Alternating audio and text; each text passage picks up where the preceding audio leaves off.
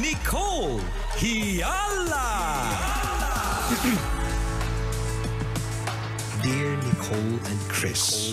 Dear Nicole and Chris. Dear Nicole and Chris. Dear Nicole and Chris.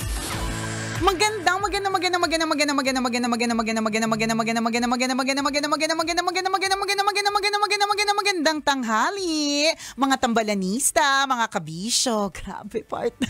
October 1. Sabi sa inyo Ang bilis. Malingat ka lang talaga. Ang dami na nangyari. Parang kakasabi. Lumipas agad ang maraming oras. Partner, parang kakasabi mo lang ng ano ba yun? Yung sinabi mo lang na malingat ka lang September na. Oh. Parang fresh pa sa tutuli ko yun, partner, na sinabi mo yun sa tenga eh, 'di ba? Parang ganotos ngayon. October na. Ayan na naman, kukumustahin na naman po natin yung mga nagbalak na mag-ipon, magpapayat, at gumawa ng paraan para magka-jowa. Ano na? Nasasaktan tayo pag ganun no? Pag nalaman natin patapos na yung taon tapos walang nangyari sa mga plano mo. Ganon. Ikaw ba nagsusulat ka pa rin ng ano? Hindi na. Ng mga goals mo, ng mga New Year's resolution? Hindi na partner, sa ano ko ngayon, sa estado ng buhay, parang, at saka sa mga nakikita ko sa mga tao sa paligid na mas madami nagkakasakit ng dahil sa stress. Yung madami basta madami yung negative yung effect ng stress sa buhay nila. Dumating na ako dun sa punto ng buhay ko na mag-chill na lang ako. Alam mo yun? Tapos itatry ko yung best ko na may balance. So, for example, kung halimbawa, alam ko talaga sa sarili, kung pagod na pagod ako, pinagod ko yung sarili ko sa trabaho, ganyan. Sisiguraduhin ko talaga na, nako, hindi lang po kalahating kilo, kundi kalahating lechon ang kakainin ko sa samgyup. Charot. Matinding balance yun. Maganda yung balance na yun. Diba? Tularan niyo po ako. Yan ang mga balance ko. Yung masaya ako pero yung health ko, good luck. Hindi, charot. Pero at least, di ba, masasabi mo sa sarili mo. Naging masaya ako. Naging masaya ka. Hindi na ako Hindi naman yung goal hindi na ako masyadong parang long term. Kailan mo na-realize to? Kanina lang. Hindi naman, kahapon. Kahapon, bago magpalit ng buwan. Yan. Ang bilis ng transformation. Nangyari ka agad. Recent years. Okay. Siguro nga after pandemic pa eh. Okay. Or baka nung pagkatapos magkasakit nung anak ko, nung nag-critical condition siya. Na parang, okay, hindi ko na kailangang pakamatay masyado sa mga bagay-bagay. Di bahala na. Uy, maganda yun. Ang malaga, masaya lang, ganun. O kaya, sakto lang, ganyan. Ayokong magkasakit ng dahil sa stress. Totoo yun, medyo mahirap siya. Kaya, yun, hindi na nagsusulat ng New Year's resolution. Yun naman ang tanong mo, di ba? Kasi that will cause you stress. Kung nagsulat ako, parte, sinulat ko doon na dapat may ipon na ako. Tapos may October 1 nga. Sa halip na hindi ako nasistress, na-stress pa ako. Di ba? Alam mo, ang hirap do parte, parang ang dami na kasing paniniwala sa mundo ngayon. Kaya feeling ko kung ano yung whichever works for you talaga. For example, nasa ano yan, partner kailangan daw isulat kasi you're actually manifesting it. Pwede naman. Kailangan din sabihin kasi minamanifest mo yun. So kung ano yung sinasabi ng brain mo, yun yung lagi mo sinasabi, yun yung parang dinadigest ng brain mo. What your mind can conceive, your body can achieve. Oo, parang ganon. So, yun, di ba? Tapos manifest, ganyan, isulat daw, vision board, kemerut, di ba? Pero, on the other hand, di ba, minsan hindi mo rin naman talaga alam kung ano yung, minsan meron kang isinulat, pero kung hindi yun itinadhana, hindi talaga siya mangyayari. Correct ka. Hindi, wala lang. Gets mo yun, partner, yung kunyari, may vision ka na ganito. Siyempre, you will do your best to work towards that vision. So, kunyari, gusto mo pumasok sa Olympics. Hindi, siyempre, kailangan magte-training ka, gagawin mo talaga yung lahat para para makalaro ka sa Olympics, ganyan. Pero kung ang nakatadhana sa'yo, ang nasa palad ng kamay mo, maging beauty queen, di ba? Diba? Meron tayong mga ganyan sa buhay natin na ito yung plinano natin, ginagawa naman natin yung pwede nating gawin, Pero Kaya in the lang, end, hindi naman din talaga doon papunta. kasi diba yun nga yung sinasabi natin, yung God's plan is better better than our Oo, plans. diba? Meron tayong, may ganun talaga correct, yun ganun no? tayo kasi meron tayong free will. So meron tayong choice na gawin yung mga Yes. bagay-bagay. Kaya lang, Yes. syempre, at saka ano yun, mga para-paraan din ni Lord yun para, syempre, matuto ka. Diba? Kailangan din namang matuto ka eh. Dun Experience Oo, life. sa mga mistakes na yan, matututo ka talaga, yung mga ganun, diba? Pero in the end, aayusin niya rin eh. Dadalhin ka rin niya dun sa landas na kung saan ka nararapat. Oh, siya pa rin naman ang Siya masunod pa sa rin. madaling salita. Oo, Kung ano yung plano niya, yun correct. talaga yun. Kaya minsan may mga may mga ganyan ako na parang ayoko na masyadong mag-isip, Lord, dahil total naman, ikaw naman yung nakaano, di ba? Ikaw naman yung may alam kung bakit. Kumbaga, tatry ko lang tong gawin itong mga to. Ikaw Pero, naman nag-control ng lahat. Susunod na lang ako. Susunod na lang ako, di sige. Pero may free will pa rin tayo. Oo, Yun ang hindi correct. dapat mawala sa atin bilang mga tao. Kaya nga, so meron tayong free will. Kaya lang yung free will na yan talaga, yun yung pwede magpahamak sa atin. Pero yung nagpapahamak sa atin, yun din naman yung paraan para matuto tayo eh. Yes. So it all boils down to the good, 'di ba? Na in the end, meron ka naman pala natutunan. In the end, yan naman pala yung nagpatibay sa iyo. Correct. Yung mga bagay na natutunan ni partner, totoo minsan yung mga bagay na nagko-cause sa atin o nagbibigay sa atin ng stress, halimbawa yung pagsusulat ng New Year's resolution. Alam mo namang simulat sa pool, sa 10 taon mong pagsusulat ng iyong goals, for example, ng New Year's resolution, wala naman ni isang natutupad doon.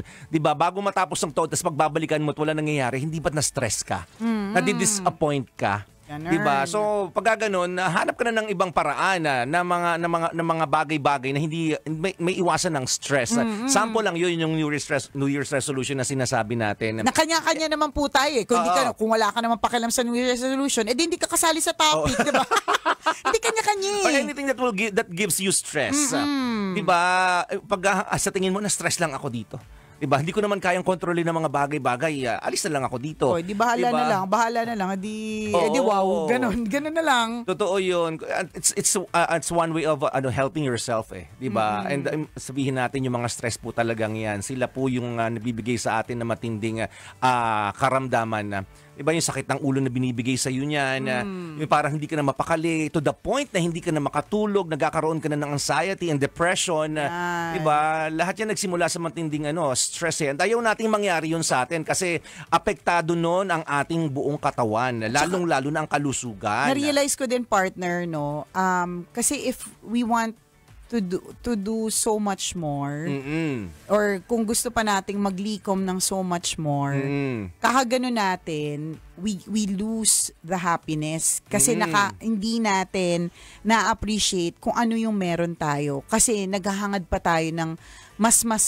Wala namang masama sa tingin ko at tao lang din talaga. Kaya lang insatiable ang mga tao. Oo, hindi natatapos. Kaya lang yun nga pagka kasi ang dami mo pang gustong gawin, tapusin, bilhin, yung mga ganon, nakakapagod siya eh. Totoo. Diba? At kapag Good thing na-realize mo na siya, no? Na alin? Yung mga ganyang klase ng bagay. Kasi, I've known you, someone who's very, who's very... Tagalog na lang para maitawid. Pwede naman, nakakaintindi naman ako ng Tagalog. Itagalog na para maitawid ang tagal. Konti na lang yung oras natin, nagpa-process ka pa ng English dyan. O ano? Nakalimutan ko na. Tingnan mo, yan ang problema pagka pinipilit natin yung mga bagay-bagay. Yung sabi natin na mahirap itawid, ma-stress ka lang, tapos ma-disappoint ka, malulungkot ka. Ang ending, wala eh. Di ba? Kilala ko si Nicole. Yun lang pala ibig sabihin. Kilala ko lang si Nicole. Nakakaloka, yun lang pala gustong sabihin. Diba? As someone who's very competitive, very competent sa mga bagay-bagay. Sa tingin ko, competent pa rin naman ako, hindi na lang ako competitive. Magkaiba siya? Magkaiba sila ng spelling kasi. Okay. Okay. Ayoko na diba? Kasi minsan pag nandun tayo, hindi naman masama maging ganon. Hindi. Competitive or competent. At saka diba gusto kasi kailangan naman natin yun correct. At saka diba pagka yung parable of the talents, parang syempre binigyan ka ng talento, hindi ko malitin. Yes, alam mo, tulugan mo, gawin mong unan. Talent ko, gawin ko unan. Diba? Parang walang ganun. Correct. Kaya lang minsan talaga, nagagamit natin sila sa lahat ng pagkakataon. To the point na, gigil ka palagi Tama. At pag ano, nasasayang yung mga moment na sana nag-e-enjoy ka na lang. Diba? Na sana na-appreciate mo yung mga maliliit na bagay, pero hindi, tutok ka eh. Aggressive ka. Diba? Gusto mo laging may pinatutunayan sa sarili mo. To the point na hindi mo na nakita, maganda pala yung yung bulaklak, no? Nadadaan-daanan ko na lang. Maganda pala yung sunshine, no? Ang sarap palang pakinggan ang huni ng mga ibon. Saka kung ano yung meron ka ngayon, minsan ganun tayo eh, parang hangad ng so much more that we tend to forget na meron little things tayong in life. correct, tsaka meron tayong current na blessings ha. Yes. Na hindi mo lang napapansin kasi nasanay ka na nandyan. 'Di ba? So kasi gusto ko pa ng ganito ganyan. So ang ending hindi mo na naipagpasalamat yung blessing na meron ka. Yung FB memories na yan, partner, yan siya sa Facebook. Minsan nakakatuwa, minsan hindi. Nakakatuwa kasi may mga nababalikan, minsan hindi kasi nakakadiri mga pinost mo lalo na nung emotional ka, 'di ba? Yung ang dami mong rants, ang dami mong kanash, 'di ba? Tapos may mga ganun kang parang kung ako yan at nabasa ko yan, unfriend kita, ganon. May mga ganon si FB memories. Recently, eto na naman, kanina. So, meron na namang FB memory sa akin si Facebook. Dahil October 1 today. So, pinost ko siya mga few years ago. Pero yung picture na yon ay many, many years ago. So, that was the time na ang tuhod ko ay napakaitim, napakapayat ko talaga. Elementary. Hindi ka ba marunong maghilod ng mga panahon na yon kaya gagawin kaitim ang tuhod mo? Hindi marunong panghilod, maski panghilod walang pambili. Ganon. Tapos, partner, na-realize ko lang nung binalikan ko yung picture na yon, napakapayak ng buhay nun eh. Pero natatandaan ko, ang saya-saya-saya. 'Di ba? Parang doon mo ma-realize na kapag ka pala ang dami mong hinahangad, ang dami mo pang gustong gawin at minsan nagiging complicated yung buhay. Yes. At dahil complicated yung buhay, yung saya nababawasan. Totoo Kasi tanda ko yung partner, yung Christmas tree namin, kalbo. Yung mga regalo sa ilalim ng Christmas tree, wala naman talagang laman yung mga nakabalot eh. Mga box Pero lang talaga. no? Oo, mga box lang talaga yun na kunyari, na binalot, pag kunyari may laman, para kahit paano gumanda yung Christmas tree. Ngayon, partner, every year nag-iisip ako, ano kayang bagong theme? Tapos natataranta ako, dapat hindi na katulad ng last year. Yung mga ganun na minsan, 'di ba? That's just an example. Ikaw din sa sarili mong buhay may ganun ka na kakahangad.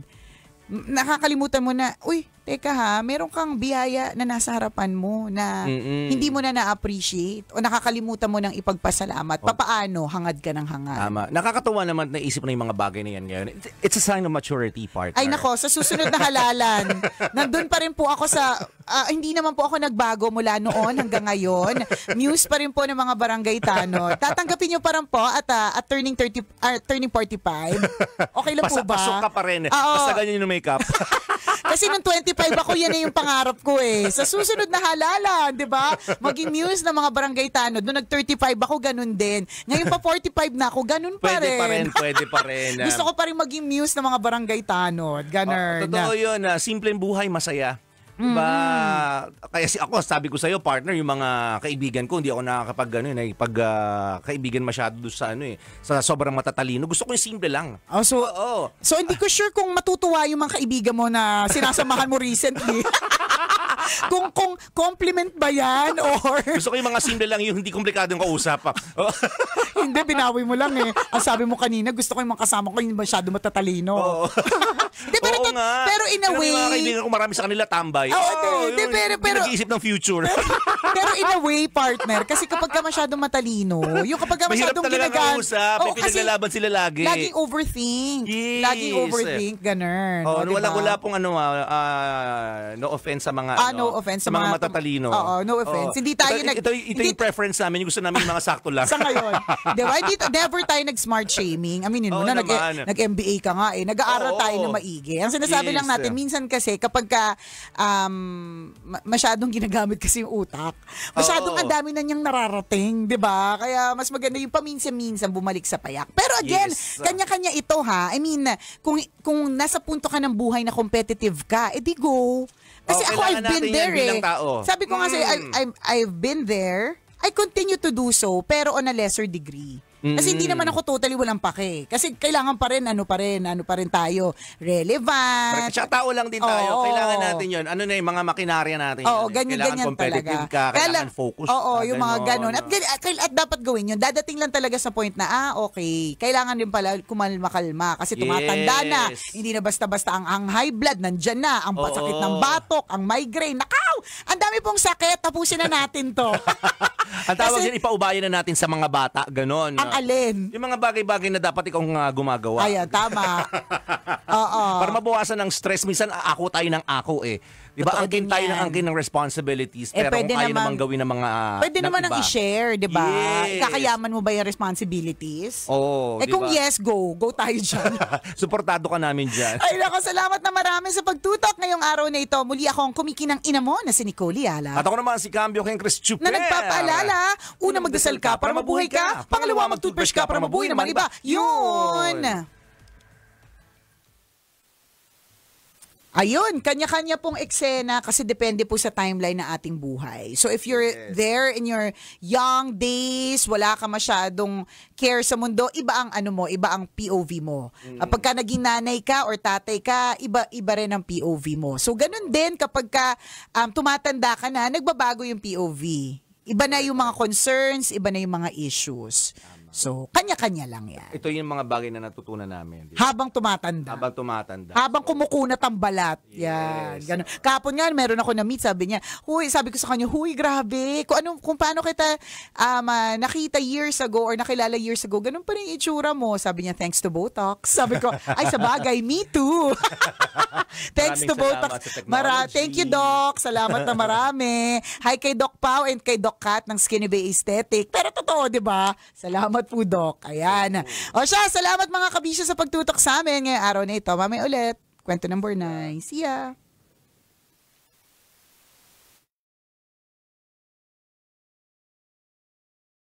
Kailangan pa bang i-memorize yan? Love Radio. Basic!